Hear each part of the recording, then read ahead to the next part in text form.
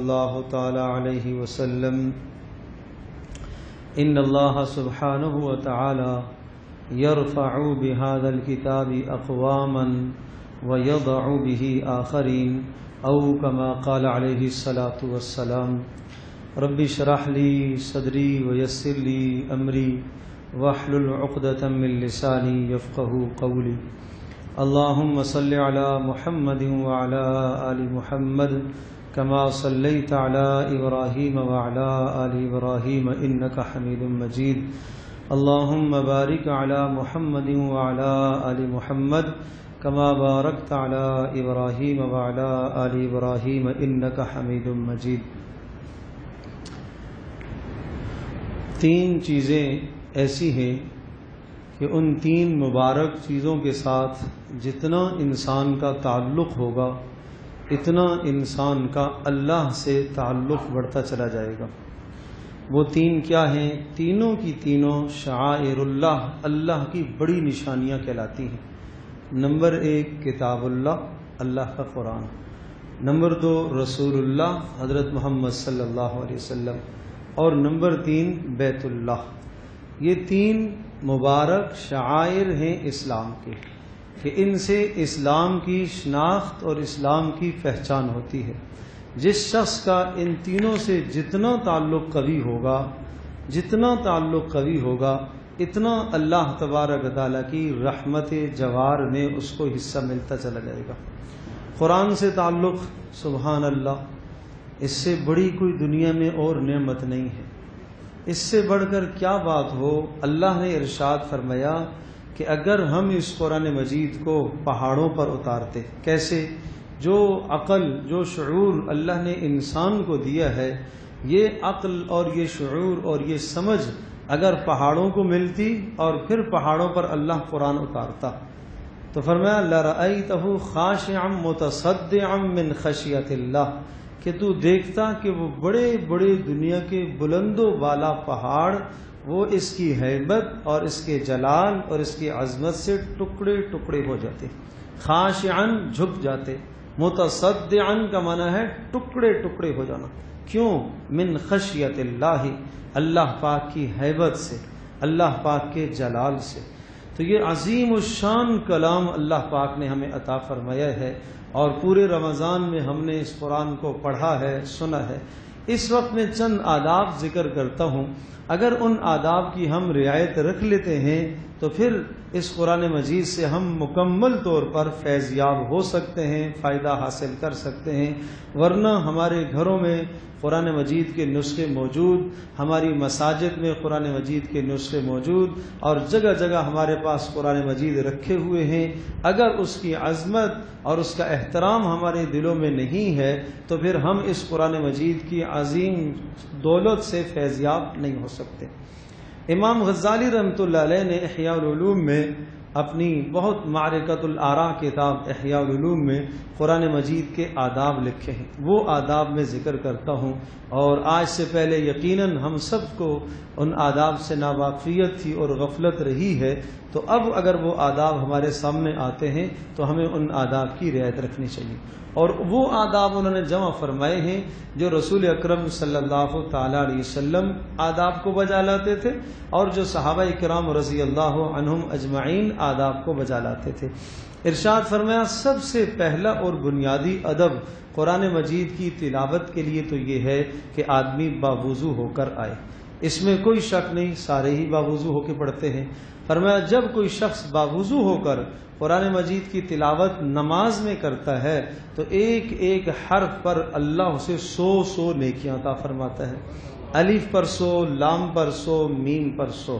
اور جب یہی آدمی نماز میں بیٹھ کر پڑھتا ہے تو ایک ایک حرف پر 50 نیکیاں عطا فرماتا ہے اللہ۔ اور یہی قرآن مجید جب آدمی نماز کے علاوہ باوضو ہو کر پڑھتا ہے تو ایک ایک حرف پر 25 نیکیاں ملتی ہیں۔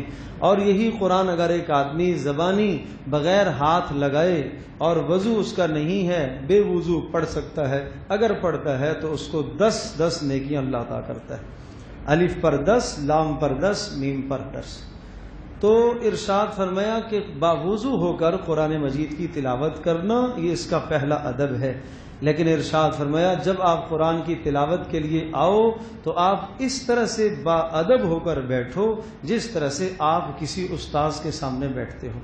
اللہ تبارک تعالیٰ کی عظمت، اللہ کی ہیبت، اللہ کے جلال، اللہ کی کبریائی کا استحضار کرو، اور اس قرآن مجید کی عظمت کا استحضار کرو کہ جس کلام کو اللہ اگر پہاڑوں پر اتارتا تو وہ دب کر ریزہ ریزہ ہو جاتے، یہ اللہ کا کلام میرے ہاتھوں میں ہے اور میں اس کو پڑھنے لگا ہوں، میں اس کی تلاوت کرنے لگا ہوں۔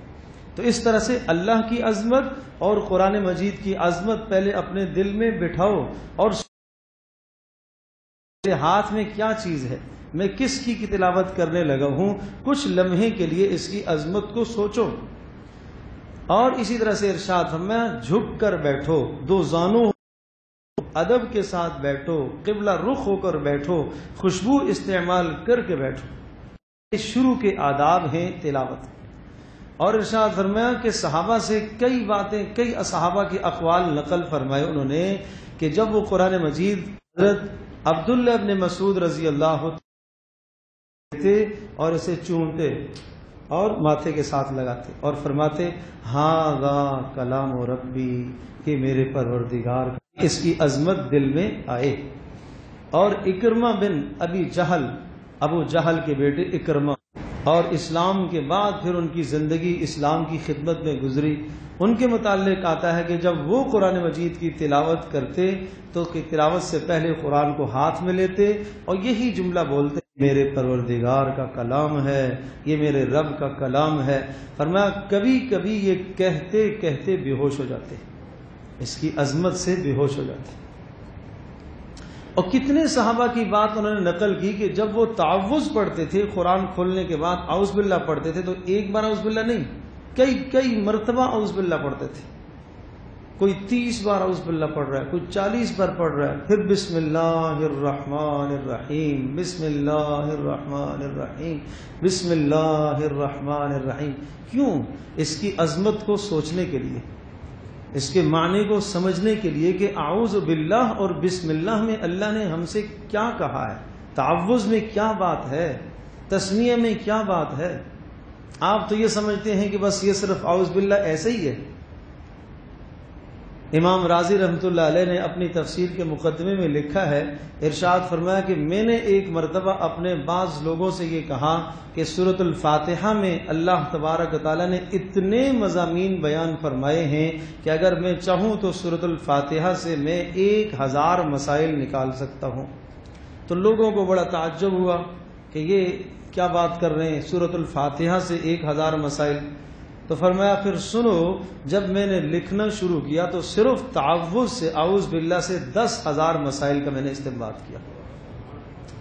ہمیں تو نہیں پتہ، ہم تو بس اعوذ باللہ من الشیطان الرجیم، اور ہمارے دوستوں کو، بزرگوں کو وہ بھی ٹھیک نہیں آتی، وہ بھی پڑھنے میں غلطی کرتے ہیں، تعوذ پڑھنے میں نہیں آتی، بسم اللہ تسمیہ پڑھنے میں نہیں آتی۔ وہ لوگ سمجھتے تھے کہ تعوذ کا معنی کیا ہے، تسمیہ کا معنی کیا ہے۔ آدمی قرآن کھول رہا ہے، اعوذ باللہ من الشیطان الرجیم، اے اللہ میں تیری حفاظت میں آنا چاہتا ہوں شیطان مردود سے، کیوں؟ کہیں ایسا نہ ہو کہ قرآن مجید پڑھتے پڑھتے مجھے یہ ظالم کوئی ایسا وسوسہ ڈالے کہ میں گمراہی کی طرف نکل جاؤں، کہیں ایسا نہ ہو کہ کسی آیت کی تفسیر میں خود سمجھنے کی کوشش کروں، کہیں ایسا نہ ہو کہ میں اس کے ادب کی رعایت نہ رکھوں، شیطان مجھے ورغلائے اور میں بے ادبی کر بیٹھوں، کہیں ایسا نہ ہو کہ میری اس کے اوپر ایمان کی کمزوری ہو جائے، شیطان میرے دل میں کوئی وسوسے ڈالے۔ پتہ نہیں کتنے مسائل کا انہوں نے استنباط فرمایا۔ تو اس لیے صحابہ سے یہ بات منقول ہے کہ وہ تعوذ اور تسمیہ کو خوب اہتمام کے ساتھ پڑھتے تھے۔ اور امام غزالی رحمۃ اللہ علیہ ارشاد فرماتے ہیں پھر یہ ادب ہے کہ اپنی آوازوں کو خوبصورت کرو، اور رسول پاک صلی اللہ علیہ وسلم نے ارشاد فرمایا کہ اپنی آوازوں کو قرآن کے ذریعے سے خوبصورت بناؤ، حسن پیدا کرو، قرات میں پڑھنے میں حسن پیدا کرو، اور اچھی طرح سے پڑھنے کی کوشش کرو، اور کسی اچھے پڑھنے والے سے سیکھو۔ حضرت صلی اللہ تعالی وسلم ایک مرتبہ گھر میں تشریف فرما تھے. حضرت عائشہ رضی اللہ تعالیٰ عنہ کسی کام سے باہر تشریف لے گئیں. ان کو آنے میں تاخیر ہو گئی. حضرت صلی اللہ علیہ وسلم نے پوچھا کہ عائشہ کیوں دیر ہو گئی, کہاں گئی تھی؟ کہ اللہ کے رسول میں مسجد کے پاس سے گزری تو ایک آدمی کو میں نے دیکھا نماز میں کھڑا, اتنا خوبصورت قرآن پڑھ رہا تھا کہ بس میرے جی میں آئی کہ میں سنوں. میں وہاں سنتی رہی, اتنی دیر ہو گئی. آپ علیہ السلام نے فرمایا اچھا عائشہ مجھے بھی دکھاؤ, مجھے بھی لے جاؤ. رسول پاک صلی اللہ علیہ وسلم اپنے گھر سے حجرہ مبارک سے نکلے, آپ مسجد میں آئے, کنارے میں ایک آدمی کھڑا پڑ رہا ہے. آپ قریب آئے تو دیکھا, فرمایا ہاذا سالم مولا حذیفہ, یہ حذیفہ رضی اللہ تعالیٰ کا غلام سالم ہے, یہ قرآن پڑھ رہا ہے. اور آپ نے ارشاد فرمایا اللہ کا شکر ہے جس نے میری امت میں ایسے افراد کو پیدا کیا جو ایسے خوبصورت انداز سے قرآن پڑھتے ہیں, اس اللہ کا شکر ہے. تو آپ نے حذیفہ کے غلام مولا کی قرات, سالم کی قرات کو معیار قرار دیا. ایک روایت میں آتا ہے آپ نے فرمایا جو شخص ایسا قرآن پڑھے جس طرح سے میرے اوپر نازل ہوا, ابو موسیٰ اشعری کی طرح پڑھے, عبداللہ بن مسعود کی طرح پڑھے, اور سالم مولا حذیفہ کی طرح پڑھے, آپ نے اور ابی بن کعب کی طرح قرآن پڑھو, آپ نے ان لوگوں کی قرات کو معیار قرار دیا. حالانکہ وہ لوگ خود عرب ہیں, اپنی ان کی زبان میں قرآن اترا ہے, لیکن اس قدر حسن کے ساتھ پڑھتے تھے. ابی بن کعب آئے آپ علیہ الصلوۃ والسلام کے پاس, ابی مجھے قرآن سناؤ. سننے سنانے کا ذوق تھا, آج یہ ذوق ہی نہیں رہا. آج گانے سننے کا ذوق آ گیا ہے, اور پتہ نہیں واہیات سننے کا ذوق ہے, لیکن قرآن سننے کا ذوق ختم. مجھے قرآن سناؤ. کہ اللہ کے رسول میں قرآن سناؤں؟ کہا نہیں, اللہ پاک نے مجھے حکم دیا ہے کہ میں آپ سے قرآن سنوں. تو فرمایا کیا اللہ نے میرا نام لیا ہے؟ کہا ہاں اللہ نے آپ کا نام لیا ہے. تو وہ مقدس لوگ ایسا خوبصورت پڑھتے تھے کہ اللہ تبارک و تعالیٰ کو بھی ان کی ادائیں پسند تھی, اللہ کو بھی ان کا پڑھنا پسند تھا. اللہ چاہ رہا ہے کہ میں ان سے سنوں, اللہ کے نبی کو حکم ہو رہا ہے کہ آپ اس سے سنو. عبداللہ بن مسعود کو آپ نے کہا آپ مجھے قرآن سناؤ. انہوں نے پڑھا فَكَيْفَ إِذَا جِئْنَا مِن كُلِّ أُمَّةٍ بِشَهِيدٍ وَجِئْنَا بِكَ عَلَى هَؤُلَاءِ شَهِيدًا. وہ وقت کیا حال ہوگا اس وقت اے نبی جس وقت ہر نبی اپنی امت کے ساتھ گواہ بن کر آئے گا, اور آپ کو بھی اپنی امت پر گواہ بنایا جائے گا. یہ پڑھا حضرت عبداللہ بن مسعود نے, اور رسول پاک صلی اللہ علیہ وسلم کی آنکھوں سے آنسو جاری ہو گئے. اثر لیتے تھے قرآن سے, دل متاثر ہوتا تھا قرآن سے, دل نرم ہوتا تھا قرآن مجید سے. اس لیے ارشاد فرمایا حسن پیدا کرو اپنی قرات میں, اپنی آواز میں حسن پیدا کرو تاکہ دل پر یہ کلام اثر کرے. اور اسی طرح سے تیسرا حق یہ ذکر فرمایا کہ قرآن مجید کا حق ہے کہ ہر آیت کا حق ادا کرے. اس پر بڑی لمبی تفصیل لکھی ہے امام غزالی رحمۃ اللہ علیہ نے, ہر آیت کا حق ادا کرے. اس میں چند مثالیں ذکر کرتا ہوں. ارشاد فرمایا کہ آیات سجدہ کا حق ادا کرے. آیات سجدہ قرآن مجید میں 14 آیات ہیں. اگر کناروں پر لکھا ہوا نہ ہو تو ہمیں تو نہیں پتہ چلتا کہاں سجدہ ہے. وہ تو چھاپنے والوں کی مہربانی کہ انہوں نے کناروں پر لکھ دیا السجدہ, اس لفظ سجدہ سے ہمیں پتہ چلتا ہے کہ سجدہ آ گیا. اوپر لکیر لگی ہوئی, نشان لگا ہوا ہے کہ سجدہ. کبھی آپ نے غور کیا 20 سال سے تلاوت کر رہے ہیں, 30 سال سے تلاوت کر رہے ہیں, اور 40 سال سے پڑھ رہے ہیں, کبھی سوچا کہ یہ سجدہ کیوں ہے؟ کیوں حکم ہے کہ اس وقت تم تلاوت بند کرو اور پہلے سجدہ کرو پھر واپس آؤ؟ نماز میں ہو تو اگر یہ آیت آپ پڑھو تو پہلے سجدہ کرو پھر آگے نماز کو جاری رکھو. کیوں ایسا ہے؟ تو امام غزالی رحمۃ اللہ علیہ ارشاد فرماتے ہیں ان آیات پر آؤ تو ان آیات کا حق ہے, وہ حق ادا کرو تاکہ قرآن تمہارے دلوں پر اثر کرے. کیا حق ہے؟ ارشاد فرمایا دیکھو جہاں پر بھی قرآن میں سجدے ہیں, 14 سجدے ہیں, تمام کے تمام سجدے 2 وجہوں سے ہیں. یا تو کسی قوم کا تذکرہ ہے کہ فلان نافرمان قوم, ان کو اللہ پاک نے سجدے کا حکم دیا, انہوں نے سجدہ نہیں کیا, اور یا کسی فرما بردار قوم کا تذکرہ ہے کہ انہوں نے سجدہ کیا, تم بھی ان کی اتباع میں سجدہ کرو. بس یہ 2 باتیں. آج 30ویں سپارے کے اندر 2 سجدے آئے. پہلا سجدہ کیا تھا، کیا ہوا ان لوگوں کو، ایمان کیوں نہیں لاتے؟ اور جب ان کے سامنے قرآن پڑھا جاتا ہے تو سجدے کیوں نہیں کرتے؟ تو وہاں ہمیں کیا حکم ہے کہ تم سجدہ کرو، جھک جاؤ، جھک جاؤ۔ تو ارشاد فرمایا وہاں رک کر سجدہ کرو اور پھر یہ کہو کہ اے اللہ میں ان لوگوں میں سے نہیں ہوں جو تیرے سامنے نہیں جھکتے، جو سجدہ نہیں کرتے۔ اے اللہ میرا حشر ان لوگوں کے ساتھ نہ کرنا۔ اور جو دوسرا سجدہ تھا سورہ علق کے اندر، اس کے آخر میں کیا ہے کہ اب آپ ان کافروں کی اطاعت نہ کریں، آپ اللہ کے قریب ہو جائیے اور آپ اللہ کے سامنے سجدہ کیجیے، آپ اللہ کے سامنے سجدہ کیجیے۔ تو کس کو حکم ہے؟ پیارے پیغمبر صلی اللہ علیہ وسلم کو حکم ہے۔ تو مجھے اور آپ کو ہمیں حکم ہے کہ آپ اپنے نبی کی اتباع میں آپ بھی یہاں پر جھک جاؤ کہ رسول پاک صلی اللہ علیہ وسلم کو حکم ہے، اور آپ اللہ سے مانگو کہ اللہ قیامت کے دن ہمیں رسول پاک صلی اللہ علیہ وسلم کا پڑوس عطا فرمانا۔ تو یہ دو وجہ ہیں سجدوں کی، لیکن میں یہ عرض کر رہا ہوں کہ ہمیں نہیں معلوم، اتنے عرصے سے ہم قرآن پڑھتے چلے آ رہے، تلاوت کرتے آ رہے، سجدے بھی کیے ہیں، کبھی غور نہیں کیا کہ یہ سجدہ کیا ہے، یہ سجدہ تلاوت کیوں کرنے کا حکم ہے۔ تو ارشاد فرمایا آیات سجدہ کا حق ادا کیا جائے، اور اس آیات سجدہ کے حق ادا کرنے میں یہ بات بھی شامل ہے، ارشاد فرمایا آیات کو بسا اوقات آیات کو تکرار سے پڑھنا، بار بار پڑھنا، یہ آیات کا حق ہے۔ مثلا فرمایا رسول اکرم صلی اللہ تعالی علیہ وسلم نے ایک مرتبہ ساری رات آپ یہ آیت پڑھتے رہے، ان تعذبہم فإنہم عبادک وإن تغفر لہم فإنک انت العزیز الحکیم۔ اے اللہ اگر تو ان بندوں کو عذاب دینا چاہتا ہے، یہ تیرے بندے ہیں، تو دے سکتا ہے۔ وإن تغفر لہم، اے اللہ اگر تو معاف کرنا چاہتا ہے تو تو معاف کرنے کی قدرت رکھتی ہے۔ یہ وہ عیسیٰ علیہ السلام کا کلام ہے، عیسیٰ علیہ السلام کی بات اللہ نے نقل فرمائی۔ تو رسول اکرم صلی اللہ علیہ وسلم کو اپنے بھائی عیسیٰ کی بات ایسی پسند آئی کہ آپ پڑھتے رہے، ساری رات پڑھتے رہے۔ حضرت تمیم داری رضی اللہ تعالیٰ عنہ ایک مرتبہ رات کو قرآن پڑھ رہے تھے، اس آیت پر پہنچے، ام حسب الذین اجترحوا السیئات ان نجعلہم کالذین آمنوا وعملوا الصالحات سواء محیاہم ومماتہم ساء ما یحکمون۔ کیا وہ لوگ جنہوں نے اس دنیا میں گناہ کمائے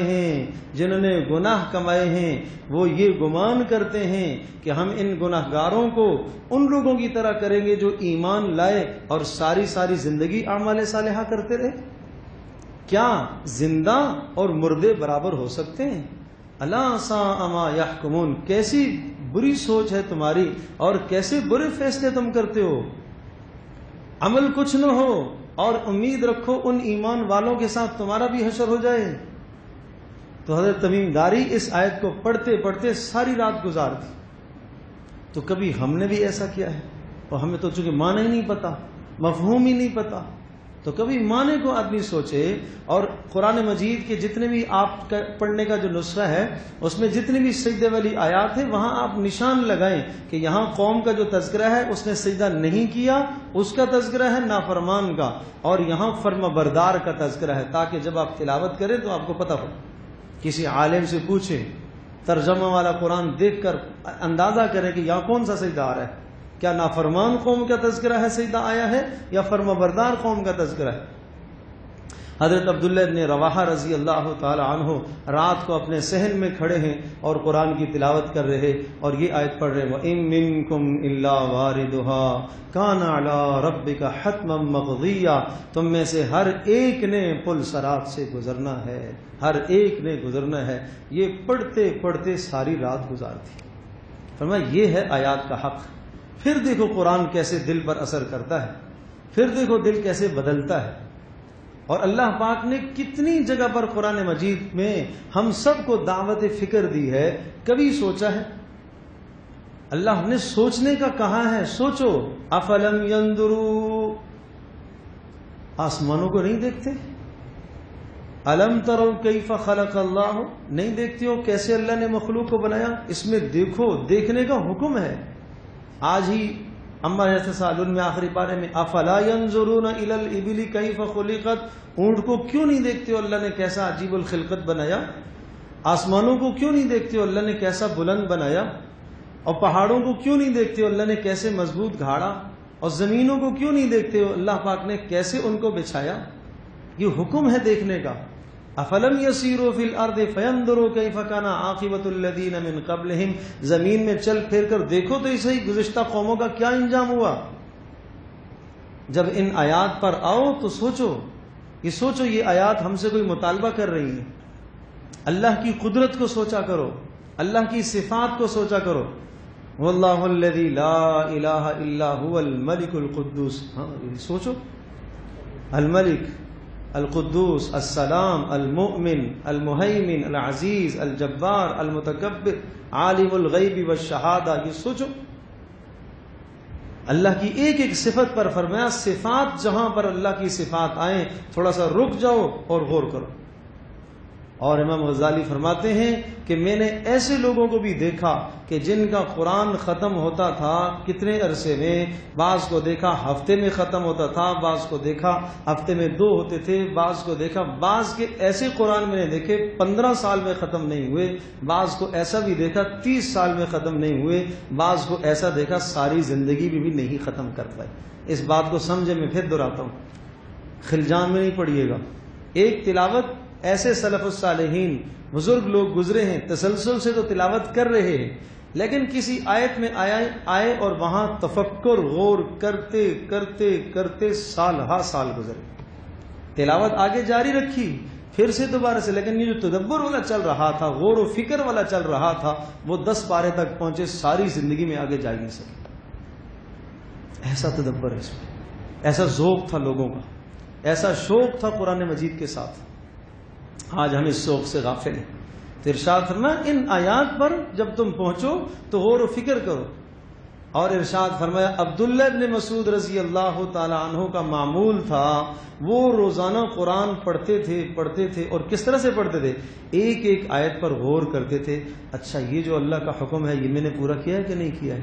اچھا یہ جو حکم ہے یہ مجھ سے پورا ہوا ہے کہ نہیں ہوا ہے؟ اچھا یہ میں نے پورا کر دیا کہ نہیں کر دیا؟ ہر حکم کو سوچتے تھے کہ یہ بات مجھ سے رہ تو نہیں گئی ہے، کہیں قیامت میں اللہ پوچھے کہ یہ آیت تو نے پڑھی تھی عمل کیوں نہیں کیا؟ ایک ایک آیت کو یوں سوچتے تھے. ایسا ذوق قرآن تھا. تو آج ہم اس ذوق سے خالی ہیں، ہم اس جذبے سے خالی ہیں. آج میرے عزیز دوستوں اور بزرگوں، اگر ان آداب کے ساتھ یہ قرآن مجید پڑھا جائے، اللہ کی عظمت، اللہ کی ہیبت، اللہ کے جلال اور اس قرآن کی عظمت کو، قرآن کے جلال کو مد نظر رکھو اور آیات کا حق ادا کرو. اور جہاں جنت کی آیات آئیں، اتنا مفہوم تو پتہ ہے کہ جنت کا تذکرہ ہے، رک جاؤ اور رک کر اللہ سے مانگو، اللہ یہ جنت ہمیں عطا فرما. جہاں جہنم کا تذکرہ آئے، اے اللہ اس جہنم سے ہمیں بچا. نافرمان قوموں کا تذکرہ آئے، اے اللہ ہمارا حشر ان کے ساتھ نہ کرنا. فرمانبردار قوموں کا تذکرہ آئے، اے اللہ ہمیں ان لوگوں کے ساتھ اٹھانا. یہ قرآن کے حق ہیں. تو فرمایا اس طرح سے جب انسان قرآن پڑھتا ہے تو پھر یہ قرآن ہے. دل بھی بھائی جب پہاڑ سے زیادہ کیا سخت ہو سکتا ہے؟ اس کے بارے میں کیوں کہا کہ اگر ہم اس کو پہاڑوں پر اتارتے تو یہ پہاڑ ریزہ ریزہ ہو جاتا.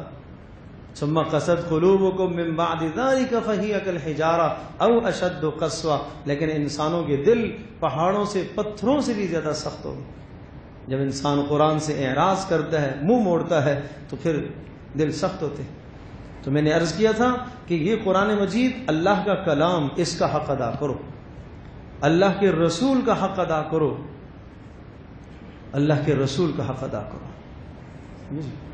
حضرت صلی اللہ علیہ وسلم کی مدح، نبی پاک صلی اللہ علیہ وسلم کی مدح میں قصیدہ پڑھنا، نعت پڑھنا بہت عظیم الشان کام، عالی کام. اللہ پاک سب کو سننے اور پڑھنے کی توفیق عطا فرمائے. لیکن عمل اصل ہے. ساری زندگی ایک آدمی پڑھتا رہے، سنتا رہے، پڑھتا رہے، سنتا رہے. عمل اصل ہے. قیامت کے دن سوال یہ ہوگا، بتا نبی کی سیرت کتنی اپنائی تھی آپ نے؟ بتنا قرآن کے پیغام پر کتنا عمل کیا تھا؟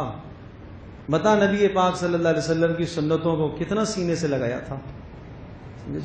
تو جتنا حضرت صلی اللہ علیہ وسلم کی مدح پڑھو، نبی الاسلام کی تعریف کرو، اتنا عمل آنا چاہیے، عمل آنا چاہیے. اور میں نے عرض کیا کہ یہ 3 مبارک چیزیں ایسی ہیں کہ ان سے جتنا تعلق قوی ہوگا اتنا قوی تعلق اللہ سے ہوتا چلا جائے گا. کتاب اللہ، بیت اللہ، رسول اللہ. اور بیت اللہ اللہ پاک جس کو نصیب کرے وہاں جانے کا بار بار ہم سب کو اللہ موقع عطا فرمائے. دل میں اس کی عظمت ہونی چاہیے. کیوں کہا قبلے کی طرف رخ کر کے تھوکنا بھی نہیں ہے، یہ عظمت ہے. کتنے میل یہاں سے دور ہے پھر بھی حکم ہے کہ نہیں تمہیں تھوکنے کی اجازت نہیں ہے. یہ عظمت ہے، یہ بیت اللہ کی عظمت. اور جو تھوکے گا اس کی طرف رخ کر کے قیامت کے دن اس کا تھوک یہاں پیشانی کے سامنے آئے گا. یہ اس نے اہانت کی ہے. کیوں حکم ہے پاؤں بھی نہیں پھیلانے اس کی طرف؟ یہ عظمت ہے. تو اسلام ہمیں آداب سکھاتا ہے، ہمیں عظمت سکھاتا ہے. نبی پاک صلی اللہ علیہ وسلم کی عظمت سکھاتا ہے. آپ علیہ السلام کے مبارک نام پر صلی اللہ علیہ وسلم کثرت سے پڑھا کرو. درود شریف کا کثرت سے اہتمام کیا کرو. نعت خان پڑھتا ہے صلی علی نبینا، کہ اپنے نبی پر درود بھیجو، ایک بھی نہیں بھیج رہا. تو واجب ہے ایسا پڑھنا. پھر جب نہ وہ کہہ رہا ہے کہ صلی علی نبینا، مسئلہ میرے دوستو کمزوری ہے کہ ہمیں پتہ ہی نہیں ہے معنی کا. تو اس لیے میں درخواست کروں گا ان پڑھنے والوں سے بھی وہ اردو میں ترجمہ کر کے بتایا کریں صلی علی نبینا کا معنی کیا ہے، کہ اپنے نبی پر صلوات کی دعا کرو، رحمت کی دعا کرو. اللہم صلی علی محمد کہنا واجب ہے، اور اس واجب کی کتنی بڑی کوتاہی ہوتی ہے. تو نبی اکرم صلی اللہ علیہ وسلم کے بھی حقوق ہے. اور قیامت کے دن یہ اللہ کا کلام اور ہمارے نبی حضرت محمد مصطفیٰ صلی اللہ تعالی علیہ وسلم صلی اللہ تعالی علیہ وسلم صلی اللہ تعالی علیہ وسلم، یہ دونوں کی دونوں سفارشی ہوں گے. قرآن کی سفارش بھی قبول کی جائے گی، رسول پاک صلی اللہ علیہ وسلم کی سفارش بھی قبول کی جائے گی. قرآن بھی کہے گا یا اللہ فلاں فلاں نے میرا حق ادا نہیں کیا ہے. اللہ کے نبی بھی یہ بات کہیں گے اے اللہ میں بھی شہادت دیتا ہوں کہ فلاں فلاں نے قرآن کا حق ادا نہیں کیا ہے. تو جس کے خلاف اللہ کا نبی گواہ ہو، جس کے خلاف اللہ کا کلام گواہ ہو، اس کی تباہی نہیں ہے تو اور کیا ہے. اس لیے میرے عزیز دوستو بزرگوں، ہم اس تباہی سے اپنے آپ کو بچائیں، اور یہ وقت ہے. اور تیسرا سفارشی، بہت بڑا سفارشی، وہ رمضان کا مہینہ ہے. بہت بڑا سفارشی ہے، اس کی سفارش بھی نہیں رد کی جائے گی. اور یہ جس کے خلاف گواہ ہوا، یہ جس کے خلاف گواہ ہوا، ایک روایت میں آتا ہے کہ کچھ لوگوں کو جھکڑ کے فرشتے جہنم کی طرف لے کے جا رہے ہوں گے اور چیخ و پکار کر رہے ہوں گے ہمیں بچاؤ ہمیں بچاؤ. رسول پاک صلی اللہ علیہ وسلم پوچھیں گے کون ہیں ان کے خلاف دعویٰ کرنے والے، میں ان کو راضی کر دیتا ہوں اور ان کے لیے جنت کا فیصلہ ہو جائے. فرشتے بتائیں گے ان کے خلاف دعویٰ کرنے والا مدعی رمضان کا مہینہ ہے، رمضان ہے، روزہ ہے، روزہ. اللہ کے نبی فرمائیں گے میں ایسوں سے بری ہوں اور اللہ بھی ایسوں سے بری ہے، لے جاؤ ان کو جہنم میں. کہ اتنی رحمت کا مہینہ آیا، اتنی مغفرت اور بخشش کا مہینہ آیا، پھر بھی اپنے آپ کو نہ بخشوایا. تو اس لیے میرے عزیز دوستو بزرگوں، قرآن مجید کے ساتھ تعلق رکھو، اس کو سیکھو. مساجد میں جو ابھی جس طرح سے مسجدوں میں مجمع ہے، دور دراز سے لوگ آتے ہیں اور سننے کے لیے، یہ مسجد میں ذوق اور شوق رمضان کے بعد بھی رہے. آؤ آ کے مسجد میں یہاں میں دیکھتا ہوں 200-250 بچے آ کے پڑھ رہے ہوتے ہیں. تو کیا بچے پڑھ سکتے ہیں تو بڑے کیوں نہیں پڑھ سکتے؟ بڑا ایک بھی سیکھنے کے لیے نظر نہیں آتا. یا تو بڑوں کو فرصت نہیں ہے، یا بڑے شرما رہے ہیں، یا بڑوں نے سیکھا ہوا ہے. تینوں باتوں میں سے تو ایک بات ہوگی، یا تو اتنا سیکھا ہوا ہے کہ سیکھنے کی ضرورت نہیں ہے، اور یا یہ ہے کہ شرما رہے ہیں، کیا ذوق نہیں ہے. میرے عزیز دوستو بزرگوں، ہم سب کی ضرورت ہے. اگر میں اور آپ ہم قرآن کو اپنے حق میں سفارشی بنانا چاہتے ہیں تو پھر ہمیں اس کو سیکھنا ہے. صحابہ مدینہ منورہ میں حضرت مصعب ابن عمیر رضی اللہ تعالی عنہ سے سیکھ رہے ہیں قرآن. اور مصعب بن عمیر وہ 18 سال کے جوان تھے، 18 سال کا لڑکا ہی سمجھ لو. تو سیکھنے والے کون ہیں؟ 70 سالہ بزرگ اسید بن حضیر رضی اللہ تعالی عنہ، جلیل قدر صحابی انصار صحابہ میں سے. ان کے گھر میں رکنا ہوا اور پورے وہاں آس پاس کے محلے کا رش لگ گیا مصعب ابن عمیر کے پاس. قرآن سیکھ رہے ہیں سارے جی. یہ حال تھا کہ رسول پاک صلی اللہ تعالی علیہ وسلم جب مدینہ طیبہ تشریف لے گئے اور جو قافلے مدینہ میں آتے یا مکہ میں جب نزول قرآن ہو رہا تھا، اس وقت جو قافلے مکہ آتے، جب یہ واپس جاتے تو آگے ایمان جو لوگ لا چکے تھے لیکن جو دور دراز سے روزانہ آپ نہیں آ سکتے تھے، وہ راستوں میں بیٹھ جاتے، ہر گزرنے والے سے پوچھتے کوئی نئی آیت آئی ہے تو سناؤ، ہمیں سکھاؤ. کوئی نئی آیت آئی ہے تو سکھاؤ، کوئی قرآن نازل ہوا تو ہمیں سکھاؤ، ایسا ذوق تھا۔ تو میرے عزیز دوستو، یہ ذوق اس قرآن کے ساتھ رکھیں، یہ با وفا کتاب ہے، یہ قبر میں بھی وفا سر کی طرف سے آ جائے، یہ اللہ کا کلام قبر میں سر کی طرف سے آئے گا، جہاں سے عذاب اٹھے گا اور اس عذاب کو ہٹانے کی، تو جہاں سے بھی عذاب سر اٹھائے گا تو یہ اللہ کا کلام اس کی دفاع کرے گا۔ تو بھئی کوشش کرو، محنت کرو۔ تعلیم بالغان حضرت فرما رہے ہیں، انشاءاللہ ہم تعلیم بالغان کا سلسلہ شروع کریں گے۔ آپ یہاں سے فارغ ہونے کے بعد خیر سب کا نام لکھوائیں۔ ہمارے ہاں دراسات دینیہ مدرسے کے اندر سلسلہ دراسات دینیہ کا شام کے ٹائم یونیورسٹیوں والے کالجوں والے طلباء کے پڑھتے ہیں، الحمدللہ ثم الحمدللہ، مدرسہ جامعہ علی کے اندر۔ اور اسی طرح سے عالم کا جو کورس 8 سالہ ہے وہ وہاں آ کے طلباء الحمدللہ سیکھ رہے ہیں، پڑھ رہے ہیں۔ اور ہماری تو کوشش یہ ہے کہ بھائی کسی نہ کسی درجے سے قرآن سیکھو، آ کے ترجمہ سیکھو۔ اور ہمارا ایک تجزیہ اور اندازہ ہے کہ اگر 3 سال متوسط آدمی محنت کرے قرآن کے ساتھ تو قرآن کا ترجمہ اس کو آ جائے گا، 3 سال۔ اور وہ 3 سال میں یہ نہیں کہوں گا کہ روزانہ 10-10 گھنٹے 12-12 گھنٹے دے، روزانہ اگر 2 گھنٹے قرآن کو دے دیتا ہے، 2.5 سے 3 گھنٹے دے دیتا ہے، تو 3 سال میں اس کو اتنا سمجھ میں آ جائے گا کہ اللہ کا پیغام کیا ہے، اللہ کا کیا کلام ہے، اللہ کا کیا پیغام۔ تو سوچو تو صحیح، لیکن نمازوں میں اتنے عرصے سے پڑھ رہے، ابھی تک ہم غافل رہیں، آخر کب کون سا دن آئے گا اس کے بعد کون سا دن آئے گا کہ جب ہم سمجھیں گے اتنی بڑی عظمت اس کلام کی۔ اللہ کے نبی نے فرمایا، تم میں سے کیوں کون عاجز ہے جو رات کو سونے سے پہلے ایک قرآن پورا پڑھ کے سو جایا کرے؟ سب نے کہا اللہ کے رسول ایک کون پڑھ سکتا ہے؟ آپ نے فرمایا 3 بار سورہ اخلاص پڑھو تو پورے قرآن کا ثواب ملے گا۔ کتنی بڑی بات ہے، 4 بار سورہ کافرون پڑھو پورے قرآن کا ثواب ملے گا، 2 بار زلزال پڑھو، اذا زلزلہ 2 بار پڑھو پورے قرآن کا ثواب ملے گا، الہاکم التکاثر 1 مرتبہ پڑھو 1000 آیتوں کا ثواب ملے گا۔ یہ ثواب ہر آدمی حاصل کر سکتا ہے کہ نہیں کر سکتا؟ بات محنت کی۔ الحمدللہ ثم الحمدللہ، آپ کے اس ملک پاکستان میں جتنے حفاظ اور مدارس کی طرف جو رجحان ہے، پوری دنیا میں یہ فضا نہیں ہے جو آپ کے اس ملک پاکستان میں۔ اس پر اللہ کا ہمیں شکر ادا کرنا چاہیے کہ مدارس نے اتنا بڑا ذخیرہ حفاظ کا ہمیں دیا ہے۔ میں تو کبھی کبھی دیکھتا ہوں جوان دوست آتے ہیں، حفاظ کہاں سنایا؟ فلاں مارکیٹ میں، کہاں سنایا؟ فلاں چھت پر، کہاں سنایا؟ فلاں چوک میں، کہاں سنایا؟ فلاں لون میں، کہاں سنایا؟ فلاں شادی حال میں۔ اللہ اکبر، اتنی فضاؤں میں قرآن گونجتا ہے۔ یہ اللہ پاک کا انعام نہیں ہے تو اور کیا ہے؟ پھر کوئی آدمی اگر اس انعام سے غافل رہے اور سبق حاصل نہ کرے اور نہ سیکھے۔ اور آخری بات میں عرض کروں گا کہ اگر حفاظ نے پورا یاد کر لیا ہے تو میں اور آپ جو غیر حافظ ہیں، چلو جن کو اللہ پاک نے یہ نعمت نہیں عطا فرمائی ہے، وہ تھوڑا یاد کریں، وہ روزانہ ایک آیت یاد کریں۔ آپ نہ گھبراؤ کہ پورا یاد کرنا کوئی فرض نہیں ہے، جو یاد کریں وہ پکا محفوظ رکھو بس۔ آپ سورۃ الواقعہ یاد کرو، آپ سورۃ الملک یاد کرو، آپ سورہ یاسین یاد کرو، ایک آیت روزانہ یاد کریں۔ 40 سال زندگی کے گزرے اور ہر سال یوں سمجھو کہ کتنے دن آتے ہیں سال میں؟ 365 آتے ہیں، تو 365 آیات ہم سال میں نہیں یاد کر سکتے۔